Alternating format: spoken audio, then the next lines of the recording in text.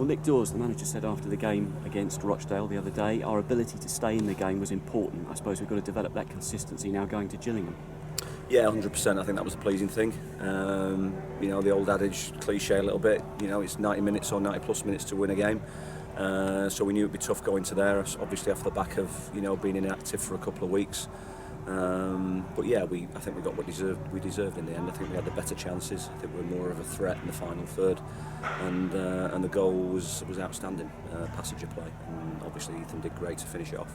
Came at a time in the game when Rathbone was getting on the ball a bit for Rochdale, so to make that substitution, get Jack Radoni on, then Ethan Chislett, you must be really pleased with how that played off. Yeah, absolutely. I think it was a really positive substitution by the manager, to put those two boys on and provide us with a little bit something different from an attacking point of view was great. And also, in the back of our minds, the ability to use 5 substitutes and be conscious of the fact that we have been inactive for a period of time was key. So yeah, really pleased. I think we got a really good result, and it keeps the run going, which is important. Absolutely. In terms of the substitutions as well, Ben Hennigan coming on, a player that Glyn knows about from his Stoke days. I suppose you'd have known about as well through the database when you're recruiting. Yeah, I think we'd been looking to add another centre half. Things hadn't fallen in place around about deadline day. We're aware of Ben's availability. How he's not got fixed up by now is a bit of a mystery. But we've benefited from it. We've sold the football club to him, sold the future, sold to him what we're looking to do, and he fits in perfectly. He gives us an extra body again in this difficult time, and gives us a little bit more cover. So yeah, plenty of boys that have got to fight for the shirts, which is healthy. I made the point to Ethan Chislett after the game that nobody looked rusty at all on both sides from that match. What's been the recovery strategy today, though? The recovery strategy, really, we've just done as normal. I think that it started with a small group last Tuesday. It continued on Thursday with a full group in terms of preparation. And until you actually get on the training pitch and do 75, 90 minutes, whatever you're going to do, then and see how the boys react, you're not sure. But we were so pleased on Thursday afternoon. We came off the walk back from the training ground and spoke to each other, myself and Glyn, and said, look, we were amazed at how sharp and how bright the boys looked. We then thought, well, what's that going to look like on Friday? They came out and they were bright on Friday and carried it into Saturday, and the stats are showing great stats. So there's nothing but positives coming from it. But again, testament to the work we've done since we came back in. A little bit earlier than some in pre-season, way back in July. We've had a clean bill of health.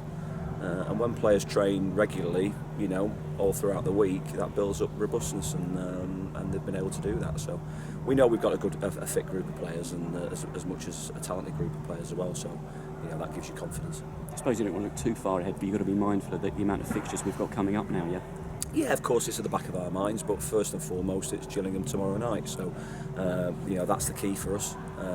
We've then got to go to Barrow on Thursday, and then hopefully we'll have Crawley at Plough Lane on Sunday. But ultimately, it's about the first game, and that's looking to get 3 points against Gillingham tomorrow night. Terrell Thomas had to come off against Rochdale, but he looks okay today. Yeah, Terrell's trained. Yeah, he just had a slight little niggle, bit of precaution again, the ability to use the additional substitutions, and give Ben some minutes. So no, everybody's trained today, which is great. Really positive. The boys are flying, and as I said, they want to keep the momentum and the run going. Any further news regarding Luke O'Neill or Jarko Oxenden at this stage? No, they're both going to be a significant period of time, which is a shame for them and a shame for us.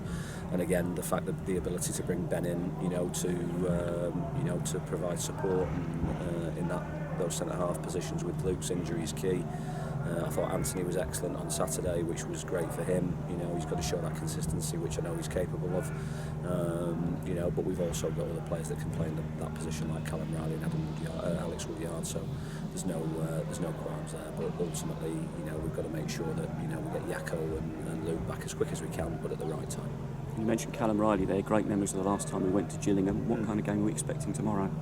I think probably the same. I mean, Steve sets his teams up, in the same way. We expect them to be quite direct. They've got Verdane Oliver that they bought from Northampton, who did well in the league below. They've also got John Akindi. They've got players on either side that have got both experience and ability in Jordan Graham and Samuel. And they've got a talented squad, so we expect them to run from the first whistle to the last whistle, and compete as they did against us in both games last season, which we won both narrowly, which is great for us. So we expect a really tough challenge, as we do every week, whoever we play, and tomorrow night will be no different. But as we will always say to the players, it's about us, and if we perform and if we do what we think is right for us, which we've been doing so far, then there's no reason with a fair wind why we can't go and get a result. Fully focused on that game, of course, but with Barrow so close to it off the back of that, I suppose there's got to be that real togetherness amongst the squad in case you need to be on call at any stage. Yeah, and I think that's the pleasing thing. There are a group of boys that have not been able to get a lot of game time recently, but you wouldn't know it when you're walking about the training ground or about the place. It's a great group of players. They're all focusing on one thing, and that's doing right for the football club. Knowing that their opportunities will come, because moving even beyond the next week or so, we're still way behind in terms of number of league games usually for this stage of the season. We're still in the FA Cup. We've got those 2 games hopefully to play and then see what we get. We're still in the Papa John's Trophy, so we've got a game there to play against Arsenal. So there are going to be plenty of games, and the fact that we've been able to build such a, as I said, a talented and a fit and a robust group of players is a real positive. It's been a strange old season to be sure, but the fact is that Plough Lane getting in there now, you've seen it, we've had that great occasion there, and the youth team, what they coming up with the Youth Alliance Cup last week. Yeah. There are good memories to be had as well out of this. Yeah, there are. I mean, Plough Lane was key. I think we've got over that first game, hopefully. I think we were slightly disappointed in our overall performance, the way things went against Doncaster, but pleased with the result in the end. Disappointed in the manner that we conceded late. But Doncaster are a good team. But there was a lot involved in the build-up. Obviously a lot of passion, a lot of emotion, a lot of things attached to it, which perhaps slightly distract from what is the important bit, which is for us is as a group of coaches and players, a game of football at the end of the day. So I think we'll grow from strength to strength in that environment. We'll make it our own, and if we can replicate our away form at Plough Lane, then who knows where we can go. So that's important. And the youth team was great. I mean, I watched the game, on YouTube last week. I thought they were excellent. I thought they competed fantastically.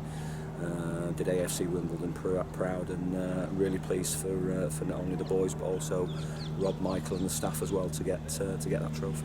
Particularly coming up against your old club as well, but definitely Wimbledon loyalties these days, Nick. Yeah, it was interesting because I spent, as a significant amount of time there, but it's definitely blue was the colour rather than red on Wednesday,